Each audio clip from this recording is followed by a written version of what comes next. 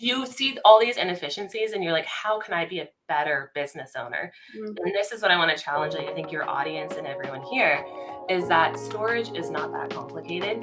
It's a 10 by 10 unit that has cinder block walls on each side with a roll-up door. Welcome to the Top Tier Podcast, where we take you to new heights in the world of real estate, capital raising, and business entrepreneurship. Meet your hosts, Daniela and Landon, industry experts passionate about success. Join them on the Top Tier Podcast as they share real-world experiences, practical solutions, and strategies to overcome business and real estate challenges. From expert interviews to actionable advice, they aim to inspire and empower you. Subscribe now to never miss an episode. Hi, everybody. Welcome back to Top Tier with Landon and Daniela. Today, we have Bree Hartman with us. Bree, the investor, she focuses on self-storage. I've been trying to get Bree for a couple months, and I'm really, really happy that she's giving us our time because one, self-storage is such an interesting asset class. Two, it feels not normal for a normal investor, everyday investor off the street to be able to invest in self-storage. And I'm excited to hear all about her acquisition pipeline and her self-storage school. Bree, thank you so much for being with us today. Danielle, that was like the best intro ever. So thank you. And it is so true. I think we all talk about being like parents and entrepreneurs and business owners. And so it's been those 2 months that you're kind of like, we got acquisitions funnels, we have firefighting fires out here. So thank you for that intro. But yes, so my asset class is self-storage. And so what we do is we currently own 85,000 square feet of storage in Louisiana, Tennessee, and then we're working on a deal right now in South Carolina. So we have, I love to kind of like telling this story because I think people think that you need to be in commercial real estate for a long time in order to make that jump. And so I had one accidental rental that actually led to buying our first self-storage facility. And so I kind of, in this part of like becoming pregnant, like I know Danielle just had her first kiddo. And so my third kiddo. Oh my gosh, that's right. Okay. Yes. Right. And so having like just becoming pregnant, you're kind of like, how am I going to envision my life? So I used to own a gym for 5 years. And at the very end, I was like, hey, rentals are going to be the thing. Like I'm going to go into long-term rentals, own 20 homes in California, and that's going to be my way to get passive income. So I made that jump after buying one rental. And you know how a lot of work it is with tenants and black mold and toilets breaking. I know. And so I heard like a podcast like, hey, self-storage, there's no toilets, there's no tenants, there's no employees, and there's less problems. And I'm like, yes, this is the asset class. So worked about 9 months on just different deals looking at self-storage. And then we finally purchased our first one in probably like 6 weeks after I giving birth. So it was like, is the storage facility going to come first, or is the baby? So I know what you like, Danielle, just having her baby girl. So you totally understand how that works, and then you just make it happen. So that's kind of like a little bit of my nutshell story about self-storage and making that jump from one accidental rental. That's funny. So did you so much to unpack there? So you fell into an accidental rental because you thought that was the path for you. Was that rental in California? Yes. Okay. So it was actually across the street from my house. You buy that. Oh, house is for sale. I'm going to go buy another house and I'm going to make it work. And you do all the work yourself and you paint every room. And you're like, wait, this is supposed to be passive income. It's not that. Not as passive as I thought. So. Yep. Yeah, totally. And then now fast forward, like all of your self-storages are sort of in the Sun Belt, but like across the country from you. So you switched from your backyard of an asset class, be it residential, commercial, whatever, to across the country. Did you feel like because the deals were there or because you didn't want something in your backyard? Because I always say, like, everyone always asks me when they want to get a rental, they want to invest in their backyard. And I tell them it's easier for me to manage my properties that are across the country than they are in my backyard, because then I don't have to go to the properties and deal with all the tenant issues, the short-term rental guest issues, and all those little things. So I guess what led you, across the country to an investment standpoint in general? Yeah. No, you nailed it. And, I think you start off at like, we always like, what is your competitive advantage? And normally if it is in your area of location, like 1 to like 4 hours, like I looked for probably a good like 6 months, just kind of in the outskirts of Northern California. And just when deals aren't penciling, like back in like 2021, where you had people coming in $300,000 above like asking price. I put a few offers in there, and then after that, you're just like, I kind of need to have a different strategy. So that really kind of pushed yourself like outside your comfort zone. And then you can actually start underwriting deals outside because, like you said, owning out of state, yes, it's a little bit more difficult. You have to learn those markets, but it's more about finding your, your power team and having that just really concrete. And so you can actually do that very efficiently, by not only going there on due diligence, but finding like who's the title company, who's their local contractor, going, because my husband's a firefighter. We went to the fire station and like recruited a boots on the ground, so like you kind of are able to understand the market where you're going to be purchasing in before you go. And then during due diligence, really, I think, hone in on that community, and not take advantage, but kind of like make good relationships, which is going to be tenfold, for you and your team as well.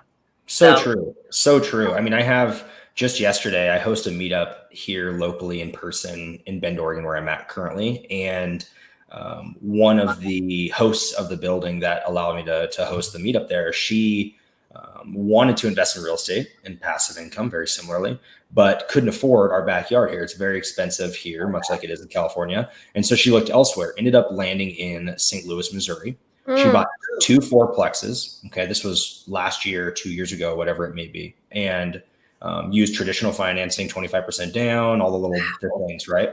Yeah. And just last week, she texted me. She goes, "Do you know anyone in St. Louis that can help me out?" She's at wit's end. So what she didn't do is precisely what you said you need to do, is establish your power team, learn how to delegate a lot of those things, because she's dealing with a vacancy. She dealt with legit a murder in one of her units. Oh my God. Things at 2,000 miles away, as a mother, as a real estate agent, all these different things. She's like, the last thing I want to do is deal with something 2,000 miles away. And so having that team in place, like very similarly, I own a short-term rental up in Montana. And it's easier for me to manage those properties than all of my short-term rentals in Phoenix, Arizona, which is really my home, because when I get a phone call in Montana, I'm forced to delegate that to either my cleaner, my handyman, electrician, plumber, a neighbor, whatever it may be, versus in Arizona, the first thought is take 30 minutes, drive down there, solve it. Do it yourself. By myself. Absolutely. No, you nailed that. And so that's the thing. Like, I have a friend that has like 7 storage facilities within like a 40-minute radius of his house. And it's the same thing where he's like, hey, well, I can just go down there and fix it. And it's like the releasing of control, which sometimes as like business owners, it's because it's so your baby, it's an asset and it's your business. And so I totally understand that. And I think jumping to do out of state, it's building those relationships and it's getting to know like the community, because a business, I think storage is a business and an asset, and same thing with Airbnbs. If you can make connections in that community, it's just going to give off long-term relationships with long-term people, and it's going to come back to you, so by going and being creative, right? Like, it doesn't need to be, like knowing someone there, a family member, it always helps. Right. But I feel like when you go there, like going to the firehouse, like going to the local, police station, asking them about like the crime, going to the title company, like we use all the local people there so that we can kind of have an in, right, in closings, as well as like, hey, who do you use when, lights go out or the doors are, That's really smart. And then the local BNI too. So it's like business networking, I think something with an I, but BNI, it's all about the connection. So they have every single business within that city. You can only have one person as a recommendation, and they give referrals too. So we went and sat in on a local BNI meeting, and that helped us network with every business you could possibly imagine or use. Okay. So this is like coming to my head as you're talking about your team. What does a self-storage team look like? Yes. And how is it different from your normal residential team that you hope to build if you go buy a short-term rental or a fourplex or something like that? There's got to be some different folks there. And especially if you have like one of those self-run facilities, right? Oh yeah, absolutely. So there's 2 different ways you can actually run a storage facility, and we do it 2 different ways. So one of them is around 380 units, a combination of climate controlled and then non-climate. And then we also have RV and boat storage with a cell tower, which actually gives off like $800 income, each month. But with that, so we actually run that with a third party. So a boutique third party is absolutely helpful for us because they run the boots on the ground. They do all our accounting each month. They take care of advertisements, SEO. And so that was actually for a larger facility. That was actually the way to go in the beginning. And so that we are able to close that facility with an SBA loan. And so they actually required us to have a third party for the first year or so. And then you can kind of choose. Wow. Was that because you didn't have like a track record of owning self-storage? Yep, we didn't have. So all three of us as partners that went in on that facility, it was $3.1 million. We were able to use a small business association loan for that because you're able to put 10 to 15% down instead of the traditional 35%, which is what they require right now. And so being able to spread out, right, your equity and your cash that you want to kind of invest was really important for us, to reduce risk, but also for us to, I think, come in with partner because I just had a baby. So I was able to partner with two other people that had opposite skill sets than I did. So one of them can do numbers, in his sleep pretty much. And so we do a lot of underwriting together. And then my other partner does development and permitting. And so our plan with that facility is to add another 45,000 square feet of climate control because we have 3 more acres on that. Wow. And so I'm going to come full circle here, but I'm talking about the team because your partnership is a team too. And you have, a third party that you can kind of place on self-storage. You have third parties on hotels. But it very much depends on, like, we interviewed 10 third parties. And because some are good, like you guys know, and some are just not very good. And so you have to interview the ones that fit you as a person. And then knowing that a third party is still taking over, you have to manage the third party. So we do every week, we meet as a team and we go through the KPIs. We go through, hey, how fast is the call center picking up? Are they calling, customers back? What does collections look like? And so there is an interesting difference with that versus just owning it outright. And then on the flip side, we have our smaller facility that has 100 units where everything is all remote managed. And we have that with a call center. And then we have a boots on the ground. We call them a BOG, and they work about 15 hours a week, like 1099 contractor, so no employees. And so that one, you're able to, put a call center on. I think it's like $100 a month or something ridiculously, low for that. And the time that it probably takes me 3 hours a week, 4 hours a week to manage those two self-storage facilities alone. So interesting. Oh my God. Okay. So, because my way of thinking is really two different, that's diving in a little bit deeper than what I even thought, because I currently have a unit with all of my stuff in it because we're up here this summer in Oregon. So we're away from our home in Phoenix, but, and that one, someone actually lives on site and it's her full-time deal. She's been there for 12 years and she manages everything there. And so when you mentioned, this boutique third party, so I guess how is that structured and set up for you guys is like an intermediary? And I'll kind of frame it this way to kind of see if this kind of makes sense, because I own a single family home that we converted to a sober living home. And so it's an all women's home. There's 11 women living in there. There's like 7 bedrooms. There's a couple doubles and different things. And we don't lease to the women. We're leasing to the organization that runs it and does all the vacancies, that does everything, accounting and everything. And it's almost like a master lease, if you will, or triple net lease. And so I have one point person that I deal with and I manage and handle and all those little things. They're the one that are on the lease for the 2 to 3 years. And I don't have to deal with any of the turnover. I don't know who the girls are unless I choose to go, to the property or whatnot. So I guess, what is your relationship? You said you interviewed these third parties. Yep. But from a role of compensation and structure and lease agreements, like eviction, like how does that work with this group, this entity? Yes. This is really interesting. So third party, with the master lease. So for self-storage, you can choose to do the third party. And with that, what it looks like is that they don't have any ownership of even like the storage facility itself. What we do, depending on the third party, is that you make an arrangement for like maybe the first year, and then the traditional, what they do is take 5 to 6% of your gross annual pay. Okay. Is an interesting kind of differentiation. Or in our case, we have our third party that's like, hey, this is our minimum, and I think it's like $8 to $10 a door. So if you have like a smaller facility, it actually pans out well versus having to do a 5 to 6%, kind of like Airbnbs Yep. of that gross revenue. And so that's an ability for them, to make income. And then what's I think great about self storage and where third parties have come into is that self storage originally has always been this mom and pop. Like it's kind of been this ugly duckling of an asset class where banks now back in like 2008 started to recognize like, oh, wow, they do well in a recession. They do well in an up market, downward market, sideways market. And so a lot of banks said, hey, we love self-storage. And then people started to say, oh, equity firms, I want to get into it. Right. Mm-hmm. So I think right now the Self-Storage Association says that it's around 76% are still mom and pop, and that we're going through this like consolidation phase. So, which means that equity firms, REITs are starting to kind of gobble up these opportunities.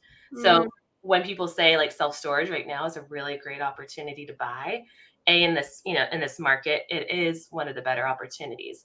I was going with this because the history of this is important, because as banks jump in and they love storage, so do third parties, right? Third parties jump in and they're like, hey, I can make money with these systems. And hey, the banks like self-storage, so I like self-storage, right? And it's true because this is why I love self-storage, and everyone here should too, is the automations, right? So I owned a gym and I built it the wrong way with a lot of time dependency, which is true. And jumping out of like the fitness industry into storage, I was like, I need to do this differently, where now my time is not connected to this business and this asset. And so storage is an ability to live in California, even though the crazy taxes, and then be able to own storage and real estate remotely. So, not having an employee, not being able to have to be there every single day. And so automation is key. And so you can run a non-manned storage facility from anywhere in the world. And so third party loves this, right? Because you can literally just tack on, there's no employees there at the office that you need. It's a 35% expense profile. And in addition to that, this is what we do at our facilities. You don't have to even have someone there for them to get in the door and to move in. So everything is automated on a website software. So as you pull up, say you're like, hey, like you just bought, you're in Arizona or a storage unit, you buy it online. You don't talk to anyone, right? You go there, purchase it. It sends a code direct, or sends the lease to your email. You just quickly sign it, put your driver's license in, and then immediately after that, they send you a code. And so you drive up to the gate, you get your gate code, you put your gate code in, you go to your unit. It says there's an overlock, so it sends you a code to you unlock that, put your own lock on it, move your things in. You don't talk to anyone. Yeah. And that's beautiful. Right? That's really, really nice. That is what's, I think, so amazing with storage is these automation. So the goal, is to own 12 of these facilities throughout the US in the next 5 years. But I think as a person that wants passive income and the opportunity to own real estate at the same time, simplicity for me as a mom is key. So if it is a simple business, right, that you can automate with technology from anywhere, with cameras and all the things, that's where I love, and that's where I think our generation is going to, and then also where this asset is going to as well, because no one wants to talk to anyone, right, unless they have to. Everything's automated. And then what's great is, say you didn't make your payment, for this month. When you pulled up to that gate, the code, everything is locked out. So you can't do anything. But we have a QR code on the gate. You scan the QR code. Go ahead and pay, Betty. So it says pay right here. You haven't paid, so it makes it known. And then you pay, and it sends a new code to you, and you get in. And so I think it's just really helpful, where there's this new, AI is going to industrialize our world. with Airbnbs, with industrial. And, being able to be a storage operator that's taking advantage of that and able to reduce your expenses is important, because I know I'll go into the math, but this is, if you're a numbers person, I'm a numbers person. Like you've I'm got, definitely a numbers guy. okay, good. So it's like you're making, I don't know, I'm just putting out there. I just put an offer yesterday on a facility. The guy's making gross $20,100 a month. And so your Is that goal, gross profit, Bree? yeah, gross profit. Okay. His expense profile is 50%. So I think he's got like, which is ridiculous for Can you tell the audience, what does expense profile mean? Yeah. So the expenses are his, how he runs his business with the employee that's 40 hours a week, utilities, taxes, all these things. So he's at like $10,000, and then you have your debt stack. So you've got your expense profile of your business, and then you have your debt that you've taken out from the bank. So you have to couple those two, add those together, and that is going to be your cash flow at the very end, right? That's what you get to take home. So that is an important thing. And as a business, you come in there and you're like, how inefficient is this person? Yep. I can reduce the expenses, right? Like I'm going to take out their employee that they are spending, I don't know, I think it was like $60,000 a year, Wow. for someone just to sit there and not South do it. Carolina, 60,000. Wow, that's I know. Yeah. So you see all these inefficiencies and you're like, how can I be a better business owner? And this is what I want to challenge. Like, I think your audience and everyone here is that storage is not that complicated. It's a 10 by 10 unit that has cinder block walls on each side with a roll up door. You can't really mess that up too much, and in my opinion, I think if I can say honestly, if I can be a better operator than the person that's currently owning that facility, I know I will be able to do a better job to increase like the NOI and the net operating income over a 3 to 5 year period. Obviously there's more involved, it gets more involved than that, but I think people overcomplicate things, and that keeps people in analysis paralysis, which then allows them to kind of stay stuck with what they have been currently doing, because they're like, well, what's currently working, I've been doing. But yet I want an asset that might be putting out, like for this facility, we will, if we purchase this one in South Carolina, we'll be making $110,000 just cash flow from it. And so that's a very amazing, life opportunity, in addition to pushing that NOI. So buying it at, say, this is, I'll just give you the stats. We're going to buy it for $3 million. You're going to love this because it's sub 2. Yes. 0% interest for 10 years. So the payments are like $6,100 is just the debt stack, on that. And we will be putting about $700,000 down, which is around 27%, I think, because he has to pay off his bank. And so he's okay. we tried to go the executory contract route, but he was like, hey, I want this paid off. And is it technically a seller finance? Yeah, it's all seller finance. Yeah, sorry, I should have said that. It's a seller financing deal. He owes $620,000 to the bank. And so for us, our offer to him was like, hey, we'll give you, he wanted $3 million. And so we tried many different ways to reduce that. But his big thing was like, I want $3 million, and he wanted a prepayment penalty, and you never want anything like that. Oh yeah. So we're like, okay, we'll pay you $3 million, 0% interest, 10-year balloon. And we have the opportunity to sell, exit, refinance whenever we need. So I have to ask, because I feel like this is one of the first things that's going to come to other people's minds. Absolutely. $700,000 is a lot of money to come up with.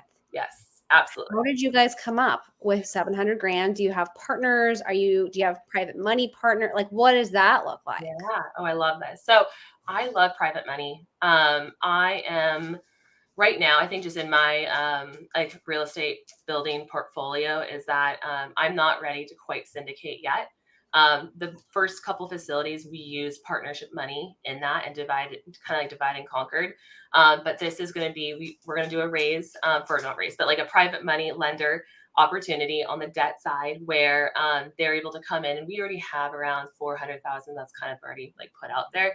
But what we do that I think is different is that we give them, 8% on the money, and then we return their money within 5 years. And so in addition to that, the whole get to partake in a 10% of the annual cash flow and a 10% equity of the deal. So 8% might not sound like thrilling, but our avatar for this is more about, hey, do you want to become part of a storage opportunity? We're going to be able to get you on, every month we go through all the numbers, the outs, the operations, you'll get to learn. And then you also will get to participate in the 10% of the annual cash flow, 10% of the depreciation, and then 10% of the exit when you sell.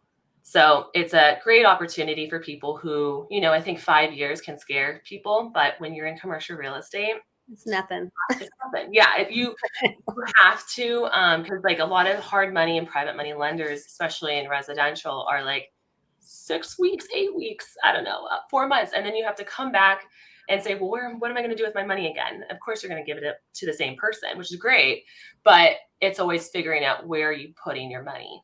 And so we have a completely, I think, different avatar in the storage world. But it's a great opportunity in the way that people get to learn, and then also they do really well on returns, getting 8% their money returned, and then an infinite, think about it, an infinite return after that, still staying in the deal until we exit, and then they get an exit on that too. So there's so much to unpack here. Like I know, sorry, mind is doing this. You don't even understand. Like I'm back to where you were talking about like automations and stuff. And I have so many things I want to go through because I apologize for not making it simple, because I do work out, and Danielle and I we do a ton of voice messages. I love it on Instagram. We voice message each other because commercial real estate and finding people that are in these niches is so fun because and this is something that I do want to talk to you about, like the realness right now in this market. I know that's a whole other topic, but there's just so many great things as you learn to become a creative investor. There's just always new things coming up, right? But let's unpack the automation. So there's a couple basic things I wanted to chat about, and then kind of a complex thing that I didn't hear you mention. I'm wondering if you've done this before. And so first thing was, I see so many correlations because I own a short-term rental consulting company. And so a lot of that really is exactly what you said, is where I'm taking really like, cause my total Airbnb portfolio is 95% automated. Door locks, dynamic pricing, my cleaner, my messaging, my AI, all the little things are automated such that I'm buying back my time and all of those little aspects. And so it's so cool to think about, you're doing very similar things in a completely different asset class. And then you also don't have to deal with knucklehead Karens who stay at your house and leave you bad reviews. And so like, I'm already like drooling interested in this. And then, following up with that, you mentioned a couple expenses and utilities and all those little things. My head went to, okay, from a day-to-day operations standpoint, do you have like a biweekly or monthly landscaping service? Do you have a person who is the turnover, clean out the unit when someone's gone? Or like those mechanics of those day-to-day operations, is there a point person at each facility that handles those things? Is that the person that's the 15 hours a week kind of person? Or what does that look like? I love it. Yeah. So I was like two different ways. So I'm going to try to stay focused on this. And I love, because Airbnbs and hotels and industrial, like the automation is so key to like what you said, is like being able to reduce your expenses is number one. And number two is your peace, right? I think it's like your peace as an owner and an investor is so important. And that creates better systems, which is huge in the sense of like, if you're going to sell this business, you're selling the revenue, that it generates, in addition to the systems that you've created for that, that next owner. And so that's why this is really important to us, and to stay on top of storage. You never had to really work hard at. There's still mom and pops out there with literally handwritten yellow booklets that they're like, hey, here's my unit mix. But by putting systems in place, that's allowing you to be more efficient, right? And then also customers, love that stuff because you're on automated payments. You're not having a cash box out there. There's less all these hardships. And in addition to that, like we don't want employees. Like I think it was interesting. Someone talked about the businesses that do really well in recessions are businesses that have the less amount of expenses, overhead, and especially right now with Employees. silent quitting is no employees or less employees, or however you're managing those employees, right? And so that's why I think I love storage.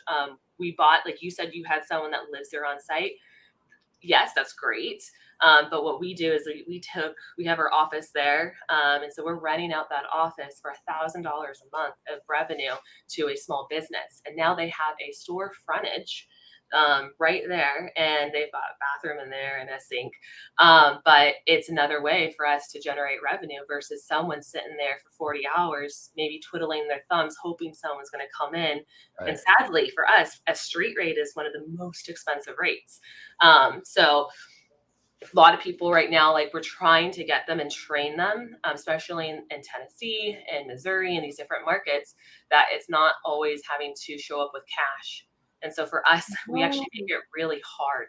So if you pay us cash, you have to give us $20 extra every time you give us cash, because now our boots on the ground has to go to the bank. Get the cash and go to the bank. And as a business owner, that has more error, right? So someone can steal from you, accounting issues, like there's just a lot more that can go wrong. And so I think by us being like millennials, and as this world becomes more immersed in the internet and AI, how can we take advantage of this, always in my brain, to reduce expenses, to make the business better, and to add systems so that I can have peace. And those are my three things that I always think about when I invest my money or my private lender's money into a deal. So there's a person though churning the units, right? Yes. Okay. So yes. So there is so we hire our boots on the ground. We call them a storage bog. It's kind of cute.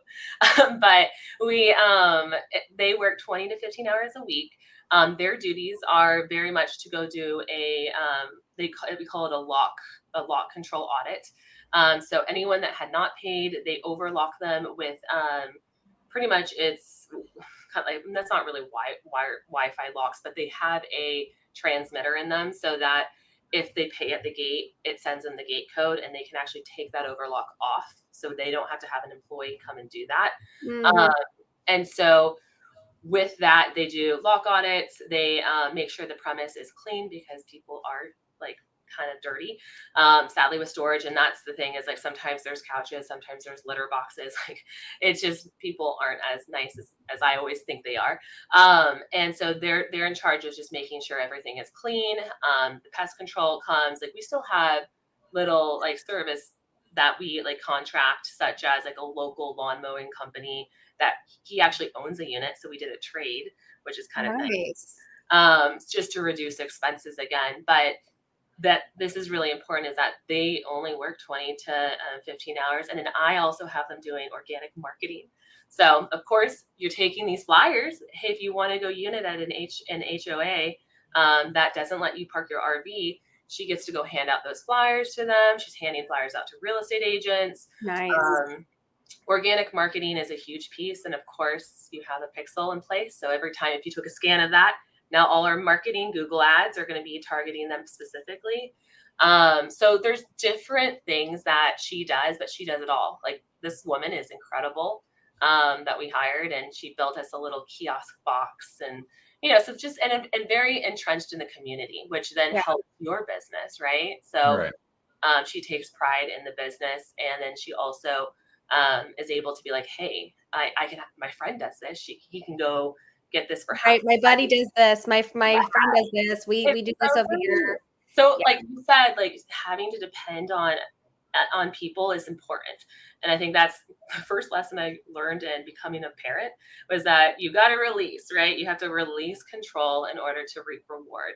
And so that's something that, by, I think, hiring good people and surrounding yourself with a good power team, it actually allows you to grow and scale as a leader, and then also as a business owner itself. So I would love to own a facility like an hour away from, or 45 minutes away from where I live one day.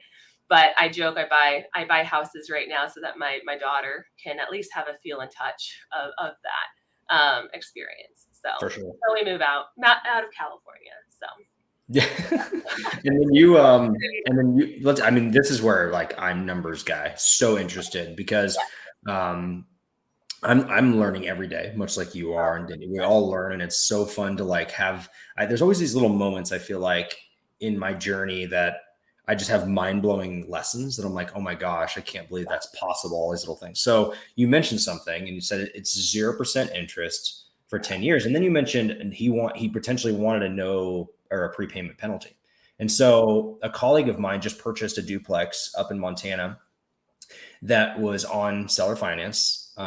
He gave him a 10% down payment, and then it came with a 7-year prepayment penalty. His ambitions were he didn't want any money. He didn't want to receive any money until after he died.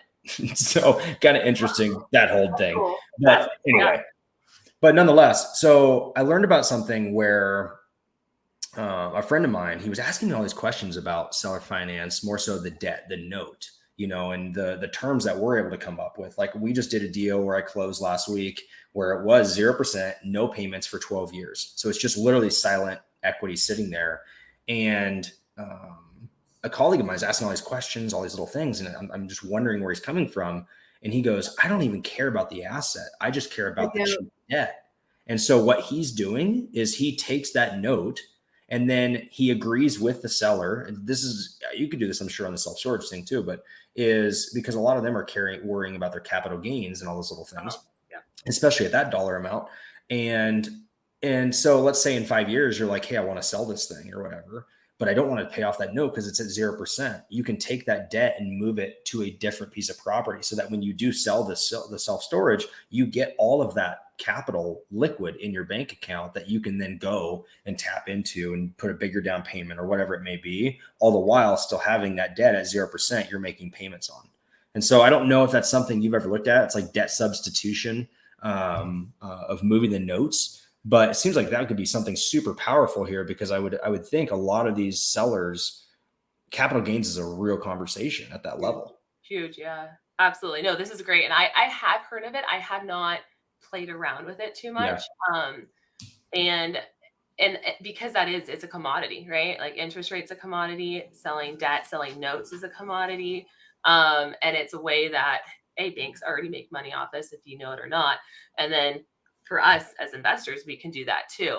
I don't know the legal principles because I know like storage and when you're dealing with LLCs, it's a little different when you do like residential. But I'd love to look at that. But in this case, like this seller, like we did everything possible because his gross revenue, his facility is really only worth 2.3 million. And so giving him that higher price, like he's like in his head wants that 3 million mark in order to sell. And so we danced around so many different deal ideas and offers and being creative. And he finally was just like, I care about the money, but I'm not really. Like I want that end number at the end of the day. And he wanted over 10 years. Like he's like, he's like 56. He owns 2 other businesses. This was his retirement money, kind of like sushi money, right? He like retirement, just a little extra like sauce on the top.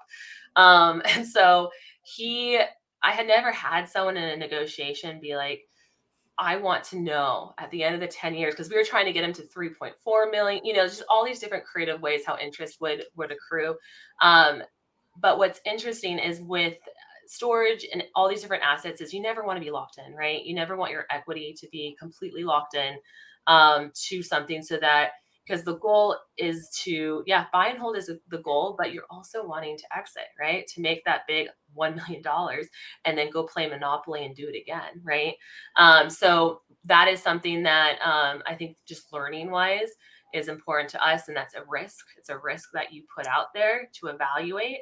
And so I had never had this situation because normally it's me begging them to go to a 7-year balloon versus a 5, and so in this case, this guy was more worried about spreading out his capital gains and wanting that it was like $6,500 a principal only check.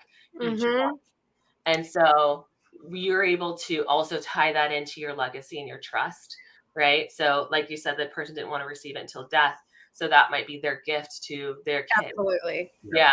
And so that was kind of like what he's thinking. And so it's just an interesting perspective of, what's the motivation? Like, what do people want? And of course, they want the highest dollar, amount. And then you have to win too as a business owner. And so this zero principal deal, like, yes, we're overpaying a little bit. So I think it comes down to like a 5 cap, like day one, which doesn't always feel good, but we know that we can take this facility from right now to like the next 3 to 5 years. We can take it from a 2.3 to 7.5 cap market to around about 5.5 million in the next like 4 years. So that's what's kind of nice about that. And then you kind of like juice it, put a little, carrot, which means like you dangle it in front of an investor. Oh, there's an expansion opportunity here.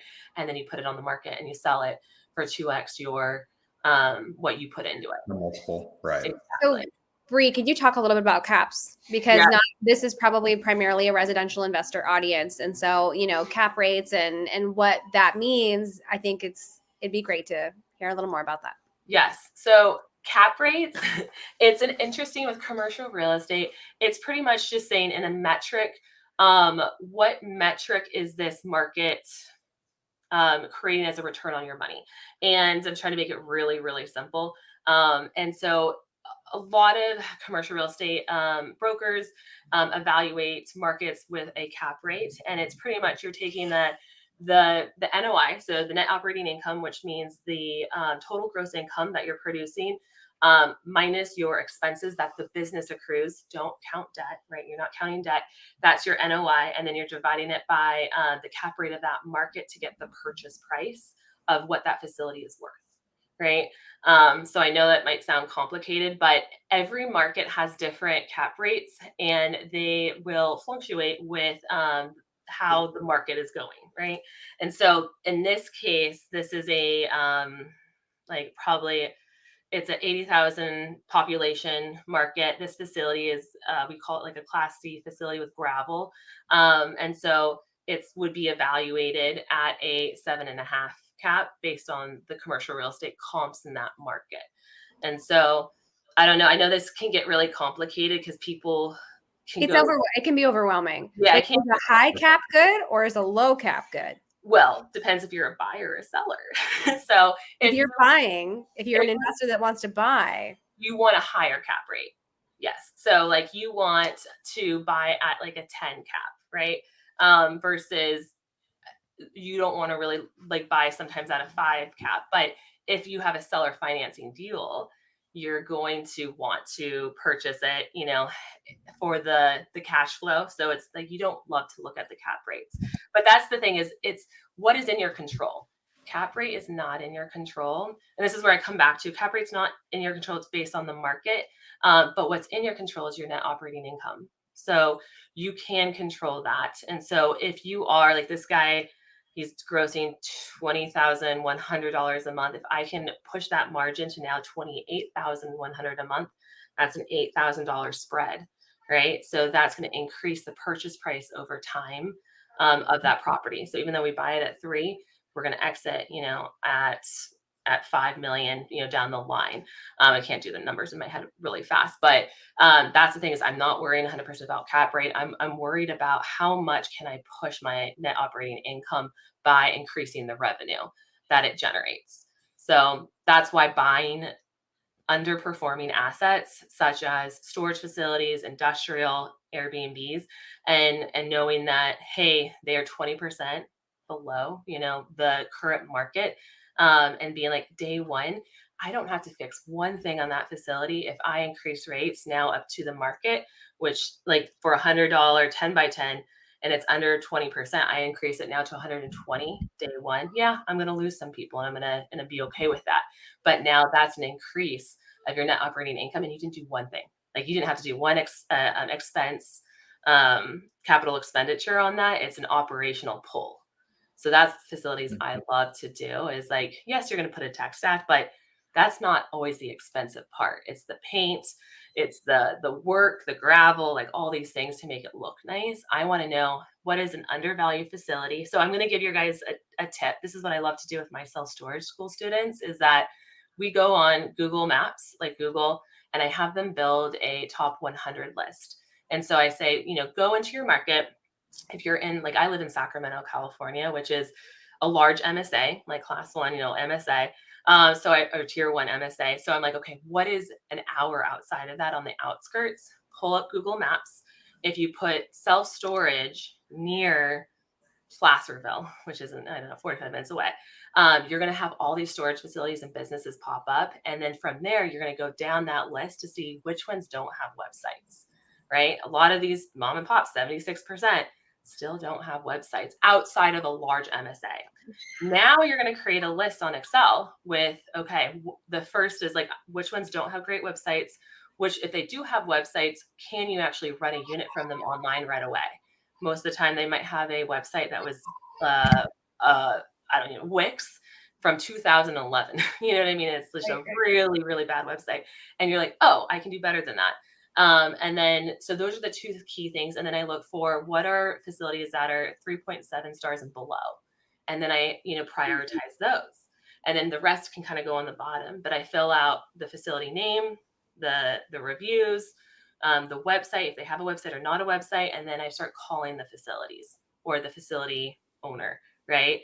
And that is a way that you can get someone to raise their hand and say, hey, I would like an offer. And so, like, the script that I have my virtual assistants, because Danielle's right, I own my own acquisition funnel, which is awesome because I get to feed my self-storage school students more opportunities from off market. And I love doing deals. Like, that's my whole thing. I love doing deals, like first time storage facilities with my storage students. So what we do right now that's been really working is people are like, I'm nervous to cold call and I'm nervous to talk to someone. And I get it.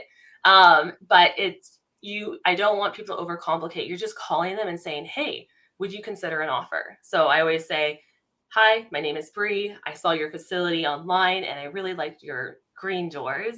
I've been trying to find a storage facility in this area for quite some time. I just wanted to see, would you be open to consider an offer? And they're like, oh, consider an offer is harmless, right? And so they're like, yeah, actually, what's your offer?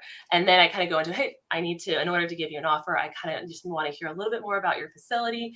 Can you tell me, like, how did you buy it? That's always my first thing. When I get nervous, and I get nervous still to this day, but I'm like, hey, tell me your story. People love. Yeah, that's the best. Yeah. And that's how you build the relationship. But the three things that I teach my students are like, let's build that 100 list of opportunities. Let's prioritize that list so that we can get the ones that want to raise their hand first and that you can increase net operating income right away. And then number two, it's like, introduce who you are, who are you with, and then what do you want? Right. So those three things really fast, and then open it up as sincere. Hey, tell me about your facility. How did you buy it? I want to know, like, I'm buying my first, how many years ago? And people normally, if they're over the age of 40 and are in Tennessee and other states too, they're so kind and they'll talk to you for an hour. I've had so funny. Not California. Hashtag not California. Yeah. I mean, like, California, every once in a while you'll hit a gem, but this is important. And I think storage acquisitions, however you want to go about trying to purchase your first facility, being sincere and wanting to learn about the industry. And then you never know whose hand's going to pop up and say, yeah, I'm actually considering selling. Like this gentleman, you're kind of playing the numbers game. He's like, yeah, I have 5-7 people call me each week. But, when you called, I liked how, you said who you were, what you want. And he's like, I am looking at offers. And, we hit off at building a relationship. And then we were able to kind of like put offers together for him. And it happened to be the right time. That's great. So that's kind of how, if the little tips is, I always say, like, just as a summary, build the list. Those are not little tips. Like, those are nuggets right there. I mean, I was going to ask a lot about lead generation. And I mean, you pretty much just opened the entire book right there and kind of gave a glimpse. And you also touched on something that I think is important to talk about too, is like, in every aspect of it, because they're, again, very, very similar things to what we do on the residential standpoint of sincerity, integrity, and honesty, and trying to understand the story. Like, that's one thing that my team, we focus on more so than the deal. Like, at the end of the day, I had a 1-hour phone call yesterday with a seller out in Mesa. It's an elderly couple. It's an expired listing. So they tried listing it on the market, on the MLS, on Zillow, Redfin, whatever, and wouldn't sell. And so they're getting hammered by other agents that want to relist because they can do it better, or they're getting hit up by me, a knucklehead investor wanting to buy it, right? And she at the end of the call was like, oh my gosh, we didn't even talk about the house one time because no one else cares about her. They just care about the house, the deal, and moving forward. And I love that you come from a place very similar to us, is like you're wanting to understand the situation, the story, because it's so cool to learn about other people's journeys and what they're doing and how they got there and what, because who knows, maybe they have 3 or 4 more that they want to sell, or maybe they have a UPS store they want to sell, or whatever it may be at that level. And so and then you touched on your community and what you're doing there. Maybe can you touch on that a little bit more and how maybe we can find that community if those want to, join and learn from you?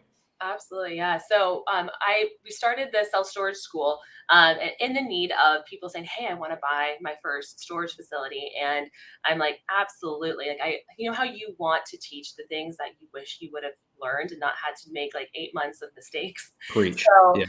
I love teaching. I think that's the thing is like Same. it's like you come from a place of you learn how to do it, right? You learn, you take action, and then you teach. And that's like my favorite 3 mottos. But the self-storage school is kind of founded on those principles. And then what we do is we help first-time self-storage owners or investors move from like residential real estate into commercial, kind of making that jump to buy, find, and fund their first facility. And so we're starting the self-storage school September 4th. And so if anyone's interested in buying their first facility, yeah, definitely. I was like, it's such a great class. It's a 10-week live class. And I love meat and potatoes. And so what I love about this though, is that we take them through like the 4 foundations of self-storage, which is like number 1, how do you find a good self-storage deal? Like how do you have someone raise their hand? Number 2, like how do you analyze the storage deal in under 10 minutes? We call it like the 10-minute bond. So how to put a good offer in. And then number 3, how do you fund the deal? So it is SBA, conventional, creative financing. And then number 4 is how do you put in LOI, letter of intent offers, or creative offers. And so we do 3 different case studies and homework throughout the course. And then at the end, we do a self-storage Shark Tank, which is my favorite part. So it's a project practical where we have I pick 4 different judges with people that own over $10 million of storage, and they get to go through, what is a facility worth based on the current gross revenue that it produces, because that is so important. Don't buy them pro forma. Number 2, what could it be worth if you become an owner of it to 3 to 5 years? And then number 3, is it in a good market based on supply and demand? And then number 4, what is your creative offer that you would offer today? And then what is one conventional offer based on the bank's interest rate that you would put today? And so they get all the feedback, and then they also get prizes on who was the most creative, who was the most exact, and then who was nailed the market, which is so important because self-storage, the market can either make you or break you in the sense of owning a business with supply and demand, right? So we take them through these 4 steps, and then we practice it in real life because it pains me. I spent over probably a year putting in just bad deals because I didn't know how to analyze deals, and then also how to, I think, just confidently feel good about putting offers in, because you can do all those 3 things, but if you're not putting offers in, you're not having someone your KPIs at the end have been ruined. You know what I mean? You have to be doing it. You're not doing the thing. Yeah, you're not doing the thing. Exactly. So this 10 weeks really allows people, I think, to feel comfortable and all the aspects of the foundations, and then to get their first deal underway and feel really good that it's going to be a good deal 3 to 5 years out too. Because that's even more important, is that we're not here to only buy storage. We're here to buy cash flow. We're here to buy and to build wealth. And good deals are important for all of that and more. So are you partnering with your students in the acquisition of those things, or you're just kind of guiding them as kind of like a consultant, or how does that work? Yeah. So it all depends on what people want. But my goal is to have people explore partnership. The keyword is always explore, because sometimes people don't need it. And sometimes you find out that it's not a great match. But if one person, I have someone who's a doctor who loves his profession, but he's I make $500,000 a year. I want to own storage for tax reasons, but I don't want to do the work. So I'm able to say, hey, this person's an awesome operator. He's an engineer. He can do systems in his backflips in his mind. If I put the money piece and the person in operations together, now you guys are going to have a great partnership. And I think the one thing to this is that you don't have to do it alone, right? Like having a good mentor in place and also partnering, you have more money to split in storage. And in residential, you might be able to split $400 of cash flow, like would be, I mean, in long-term rentals, maybe a little bit more. But in storage, like you can split $8,000, $10,000 a month. You know what I mean? Like more meaningful. there's And just more, yeah. And you don't have to, you guys can, it's a balance. Like I love my partners. Like, one of them was sick and so we take over, you know, and so it's one of those pieces of like kind of like teamwork. If you're an athlete, like I had a baby, I wrote a business plan with her like strapped to my chest at 6 weeks, but I didn't even go do due diligence. Like they went, I trusted them, I didn't know them. You know, you explore partnerships as best as you can, but they're like, hey, we got it, Bree. Don't have your baby in Louisiana, you know. But I think that's just so key. I think in life in general, it's like people think that they have to do it all by themselves. Oh my and God. I got that. And it's like you're not going to get a better gold star. Like I'd rather own 50% of a watermelon than it's like 100% of a grape. Boom. And then we get to buy more storage facilities to add to that portfolio, you know. So I'm just a firm believer in, you know, I think exploring partnerships for the right reasons. And then also, you know, being able to do things, I think, a little bit differently. And so that's why I think creating a community that you can do that in. And then what I love that is that I take like 15 to 20 students and that's it. And then we do a lot of just an hour and a half each week. We create and like build on the steps of that so that at the end, you're doing 3 case studies. So at the end at Storage Shark Tank, you feel really comfortable. Like it's the 4 questions that you answer. It's very similar, obviously different markets, but you do the same thing in acquisitions and underwriting. You should have a system in place based on the asset class that you analyze. So I love it. Yeah. You've mentioned a couple times the you know, being able to buy so that you can increase value and the exit.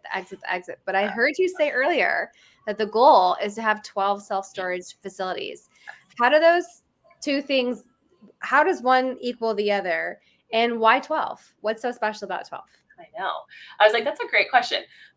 So wait, the first part, will you say that one more time? The first part is, you know, you've talked about the exit. So Yeah. you know, how do you get from exiting and buying more and exiting and buying more to getting to a point where you have that sweet 12? Oh my gosh. You know? Okay. So this is so fascinating. This is such a good question. Just FYI, I've been thinking about this a lot this week. So there's different ways to build wealth, and in commercial real estate, you know, people talk about cash flow, they talk about appreciation markets, and then you have the both. And so in commercial, it is important to exit. It's important to take like a facility, underperforming facility like ours. The 100-unit one is an example that we did seller financing it was making $5,000 gross. Now we're going to be taking it to around $9,000, $10,000 gross each month. And then taking that, you've maximized, juiced it a little bit. And now it still has, we might put portables on it or not, but now it has a little bit of appetite for an investor to come in and be like, oh, we have a little value add. And then you sell it 1031 to something bigger. And you build on that. And so people talk like, I'm a buy and hold investor, which is great, but you should think about building wealth fast if you want, or like I'm 35, I'm in my mid 30s. I'm not a young chicken when I got into this. But if you sell and exit, like we call a storage flip is like 3 years, 24 months to 3 years. So you should have one funnel going, and then you should have a long-term buy funnel going too. So you are constantly increasing, and you're only keeping the buy and hold, the ones that you really like, that have good markets and that have a lot of levers to juice, such as this larger one that we have, that we are able to build another 45,000 square feet of storage. That's going to be a 5-7 year hold. But these other ones we want to exit, take the $800,000 that we produced in that, and then 1031 that to a larger facility that's 350 units. Now we're just trading up slow and steady. And that's how you really build real wealth. If you think about it, is that you are constantly in this improve. Okay. Keep a little tag on for an investor, and then sell, and then constantly grow that portfolio over time. So I've been thinking about this a lot. because a lot of people don't talk about this. And I think it's important for people. You're not always a buy and hold. You should be exiting. You should be learning these processes and having two funnels going at the same time. Right. And one thing you touched on earlier too is that you have at one facility, you have like an office space with a little bathroom deal and whatever. And so you're generating revenue from that. And I'm assuming there's some other, you said levers that you could do, say billboards, if it's on a main frontage road or something, or some other things that increase your revenue that are not necessarily just the storage, And so that's interesting. Way cool. Yeah. So real quick, you can do in storage, there's a lot of add-ons. So a lot of people don't think about this, but if you look at buildings now, hopefully you'll find storage everywhere. We call them like little caterpillars, especially from the airplanes. But if you can have a cell tower on there, that's producing income. And you can also sell that cell tower contract for big money. So that's a key piece. If you can do billboards, if you can do tenant insurance. So we upsell every customer that comes in tenant insurance or tenant protection plans. We also, you can do a U-Haul. U-Haul is another kind of add-on that you can do. So there's constant like add-ons. You can do boxes, but they're kind of smaller rocks from there. So there's add-ons that you can do in space. You can rent your space out. For RV and boats, you can, the new pods now, they're stackable pods that are delivered to your house. They pick them up, you stack them on your property. So that's a whole other product that you're putting out there. But I think a lot of people, there's a lot of add-on products that you can add and be creative in how you utilize that property and then that land to increase your cash flow or your net operating income. What's cool too is like, it's like for me, I look at like, I'll kind of create a metaphor here is like my short-term rental portfolio isn't so much, it is a real estate portfolio, but now it's more so hospitality and customer service business. And what I'm listening more, and this is my first time like getting into self-storage, like understanding and hearing under the, isn't it sexy? Really cool. Sexy. Box can be really sexy. It is. It's really cool. Like those little add-ons, like I do this when it comes to little things in the short-term rental space. So like, for instance, we have these, we call them revenue adders on our world, which are, I charge for early check-in, late checkout. But then we do this other thing too, where they're called orphan days. So orphan days are where like you book the property until, you check out on, or let's say you check in tomorrow's Friday, you're staying Friday to Monday, but we had someone check out yesterday. Well, we have a dead day in between that's not going to get booked. That's a lost revenue day. Yeah. But what we're doing is we can reach out to both the previous guest and the future guest here a month ago and go, hey, I noticed there's an opening after your stay. We can offer you a discount on that additional day. And I'll tell you, we get like $5,000 to $7,000 a year just by simply giving them a 25, 50% off on adding one person adds that day in between and all these little things. And it's just like those little adders, those little things that you can do. And those make it like that makes, 2 mortgage payments a year. It's amazing. That's incredible. No, I love that. And that's like the complete shuffle. And I feel like it's like dynamic pricing and then offering, and systematizing it. Cause you never know. Like, oh, I loved Coeur d'Alene, Idaho. I would stay an extra day in a heartbeat, It's not so easy to, change flights on Southwest or whatever, it is. Right. Just a comparison for storage, we do have something similar-ish to that. But it's an upsell that someone would have to like talk someone through. But you can, as supply and demand, it fluctuates from your facility. So say you're at 90% occupancy and now you're at 98%. My 10 by 10 that you came in, saw online yesterday is not $100 now. Now it's $180.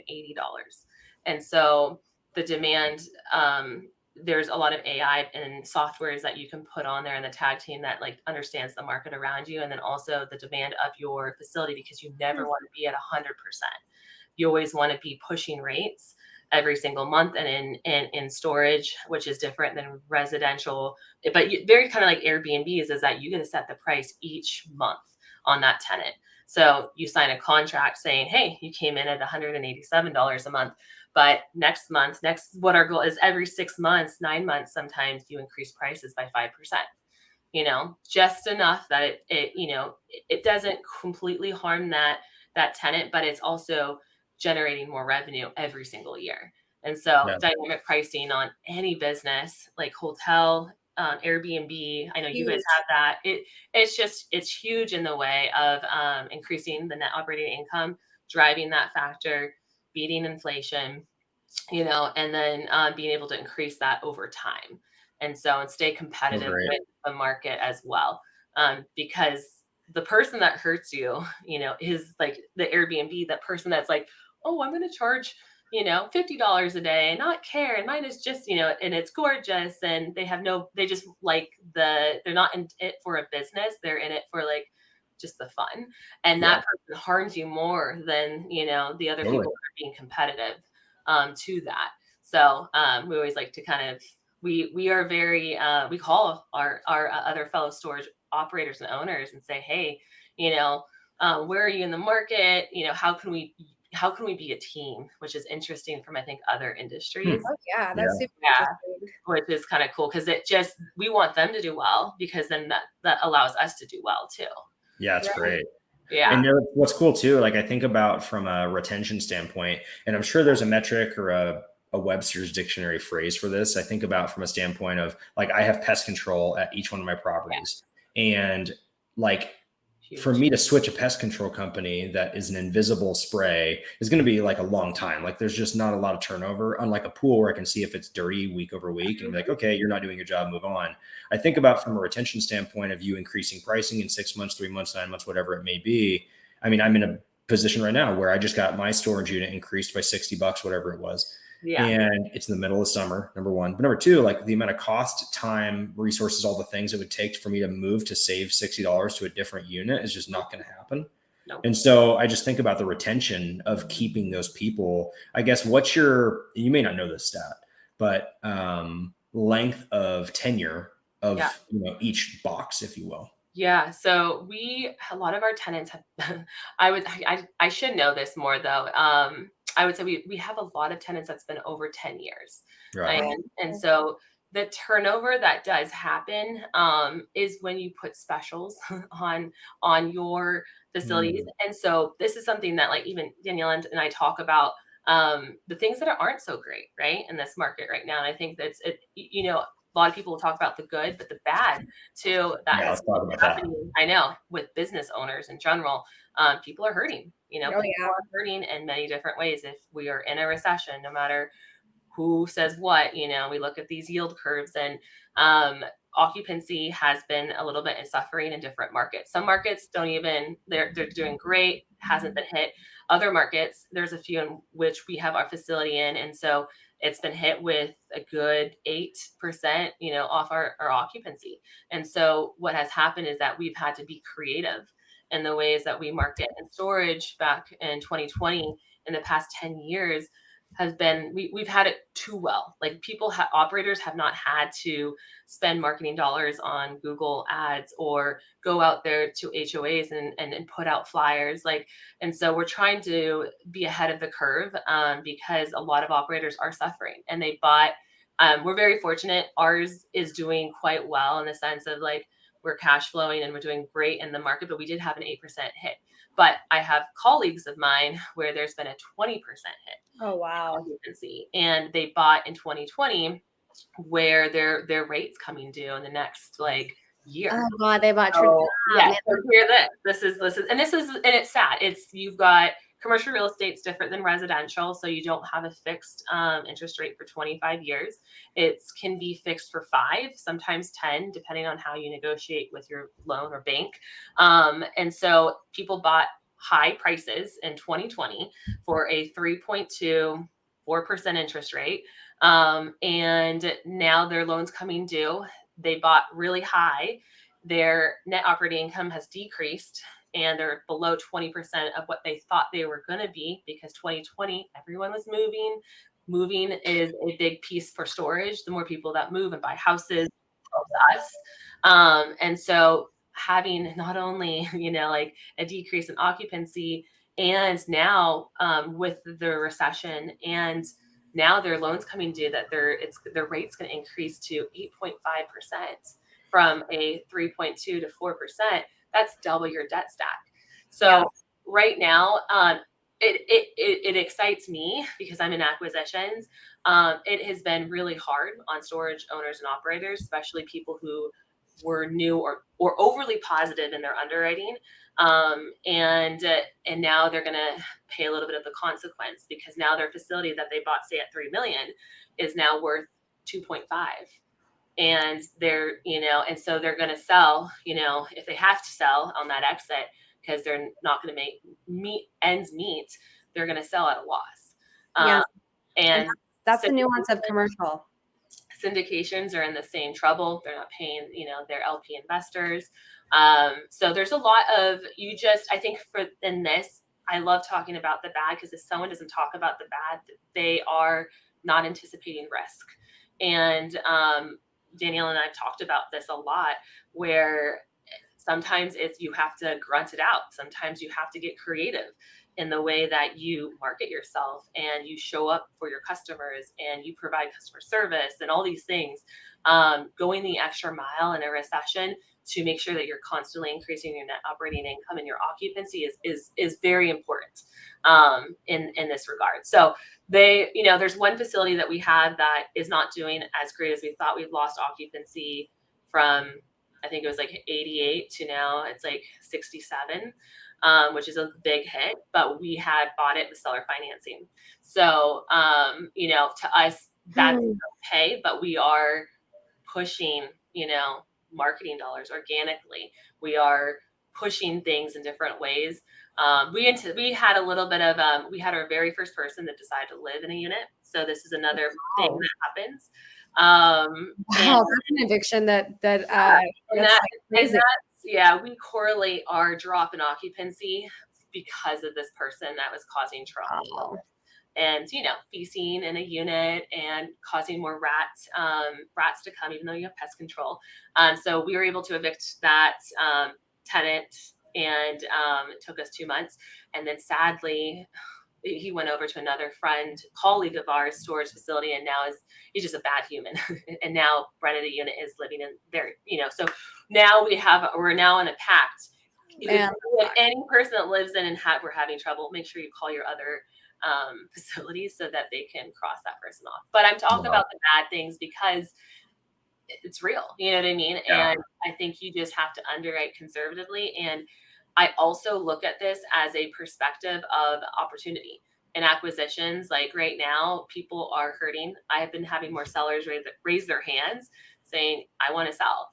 And that's a great place to be if you're going to be a first-time buyer, because you're going to be able to, do a creative, hopefully financing deal, seller financing, and you're going to be able to, buy hopefully at a discount in the next, 6 to 18 months.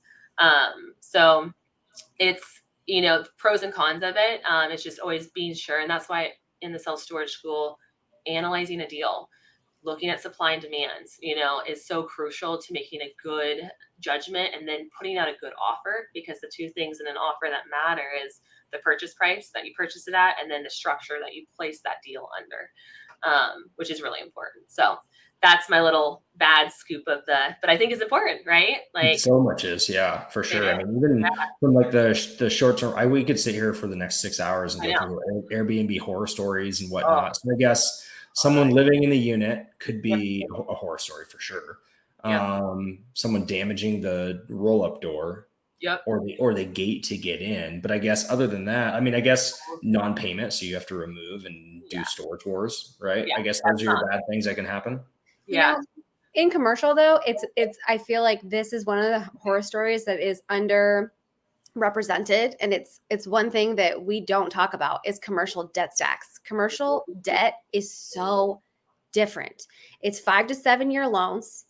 They are variable, and when that interest rate gets jacked up, what the lender does is they come in and they ask for your P&L. How much money are you making? And if they see you cannot afford the raise in APR, you have two choices. You have to buy down the rate, which could cost you hundreds of thousands of dollars now, like right now. We're going to need that $500,000 from you in a month because you can't afford this new interest rate. So you have to buy it down, or you have to sell and you walk. You walk And that is devastating for commercial businesses in these spaces. And it's something that no one talks about. So No. being able to get commercial assets, seller fi, Oh my gosh. is it takes risk off the, not off the table. It reduces risk dramatically. massively. So if you're going in and you're buying with an SBA loan for the first time, and like Bree said, you don't have a firm idea of how to run that business or how to increase the NOI. If you know how to increase NOI in these businesses, you can cover your butt when that interest rate rises, because the bank will go, oh, great, you guys are making enough money, you can afford this rate increase. Perfect. We'll see you in 2 years when it's time to refi out of this puppy, and you'll be fine. But if you get in there, you hit some bumps in the road, you have lower vacancy, you're not working hard to increase your NOI, you could lose everything. And that is like, this is just a part of investing, right? And this is why mentorships are so important. Yep. We joined Sub 2. It has helped us so much in being able to mitigate risk in residential and commercial and businesses. And Bree, like the self-storage school, if you guys are out there and your beak is wet over this thing, like it's worth the investment, because you're going to learn the little bit you invest in the mentorship is nothing. Nothing. Yeah. I mean, that's just and I think like the right, mentorship. And that's the thing, is like trying to find people where you want to be, and looking at, are they going to give you the attention, right, that you need to see, like real life case studies. And so that's something that I've learned over the time, is like, do you go have a mentor that has someone in syndication, but you're not going to syndicate? Yeah. Probably not. You know what I mean? So it's like, I love finding true people that tell you about the good, the bad, and then also like just give you meat and potatoes. And I think that is huge, is finding people, or even partnering, like you guys partnering with you two, who have years in advanced knowledge in multiple businesses for what you currently do as a niche, like industrial, Airbnbs. Like, man, if I found one in Bend, Oregon, I love Bend, Oregon. Like, I'd be like, yeah, I now know who I'd want to partner with, for exactly. Because Landon literally knows everybody. He has multiple teams, boots on the ground. Trust me. I do. It's all about who. I learned that so early. It's who, not how. And exactly that.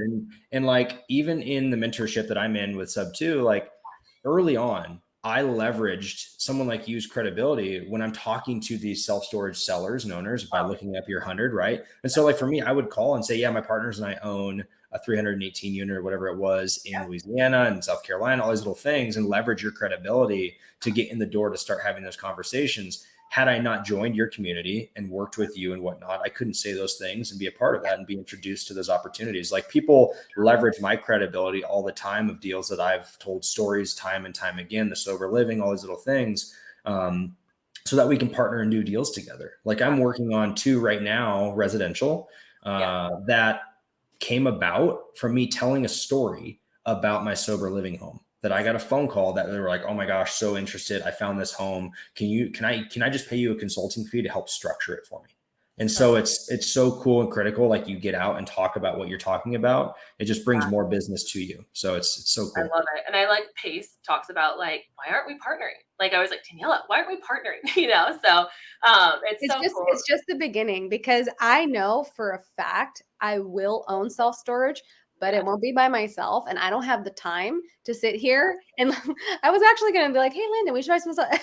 100%. Like, I got the acquisitions, you got everything else. Like, I don't have the time to do all of this stuff, and I know that if I got my hand held through one deal, I'd be like, great. And not only that, not even that I would want to shake the partner after the next after the exit, it might not even be about that, Landon. But it's like, you're already breaking up with me. We haven't even started dating yet. but just being able to have the confidence to know, okay, my strong suit is definitely operations. Your strong suit is definitely acquisitions. Your strong suit is funding. Cool. We know exactly what we need to do now. So hands down. And that's why I always like the mantras, like the long-term relationships with long-term people, and it's like, I know each of you guys are going to be in these industries for a long time.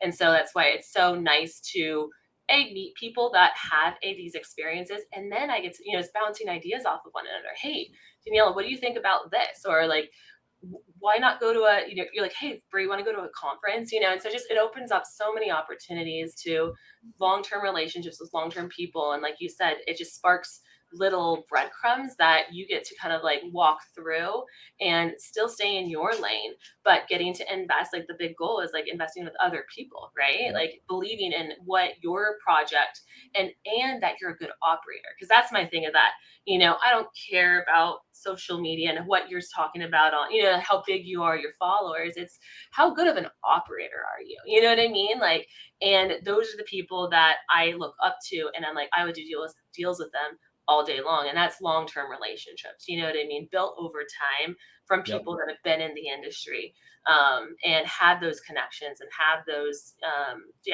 relationships all day long. So I'm a firm believer in all that and more.